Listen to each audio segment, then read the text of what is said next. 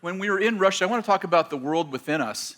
When we were in Russia, we've been going for a number of years, and not just myself, but many of our teams have been to Russia. Tom was there 2 years ago and got sick on the way home.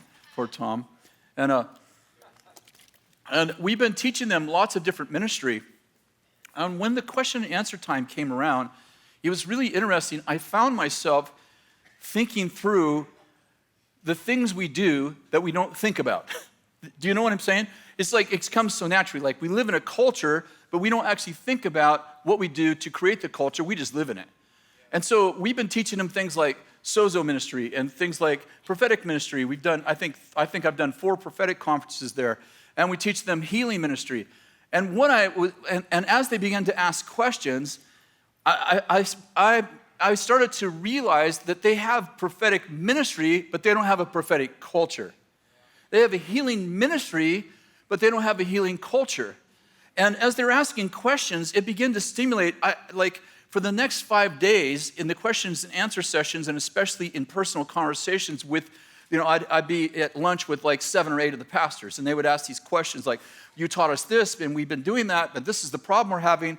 And I began to realize, we taught them ministry, but we didn't teach them culture. And they would say things like, we have prophetic ministry now, and Daniel's been here, and this person, you were there, and da-da-da. And, we have this person get up in church and prophesy while I'm preaching, and I don't know what to do now. Now you kind of, you ruined our church.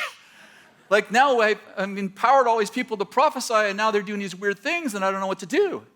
And I say, well, if to the level you empower people, you have to confront them. And they go, I confront them, they leave my church.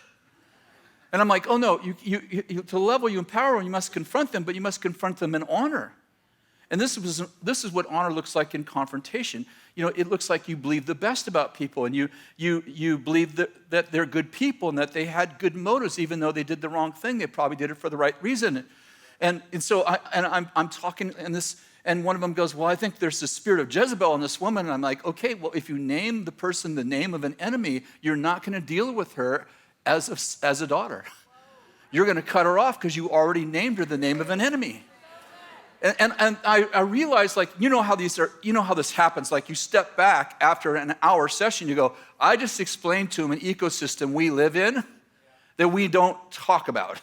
I'm not saying we never talk about it. I'm saying we don't proactively take people okay, prophetic culture looks like this. Because we took our prophetic culture, wherever it started, and we plugged it into a culture we already have, and it already fit into a culture. But they're coming out of communism. Are you with me?